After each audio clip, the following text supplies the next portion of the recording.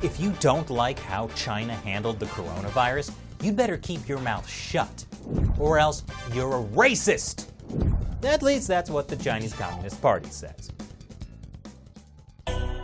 Welcome back to China Uncensored. I'm Chris Chappell. In our last segment, I showed you how the Chinese Communist Party covered up the coronavirus and used ruthless authoritarian tactics to suppress its citizens. And yet, still managed to turn it into a propaganda win. Watch that segment if you haven't already.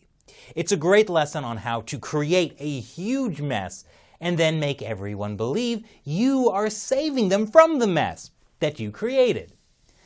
But some people here in the West continue to criticize how the Chinese Communist Party has handled the coronavirus, like how they covered it up for weeks, which is why it's now a global pandemic.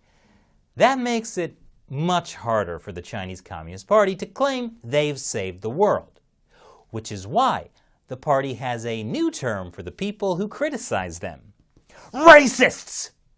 Just look at this article in my favorite Chinese state-run media, the Global Times. Racism shows ugly side as China fights coronavirus. I feel like the Communist Party really gets us. As soon as they made it about racism, American media latched onto it. And sure, I get it. There have been documented instances of racism, from the predictable to the weird. Chinese state-run media also cried racism when a newspaper in Denmark published this image.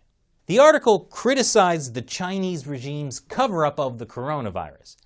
The Chinese embassy demanded an apology, which they did not get, because the image wasn't racist against Chinese people. It was satirizing the Chinese government, which allowed the virus to spread because it covered it up for almost 2 months. Nicely done, Chinese Communist Party. You know us so well.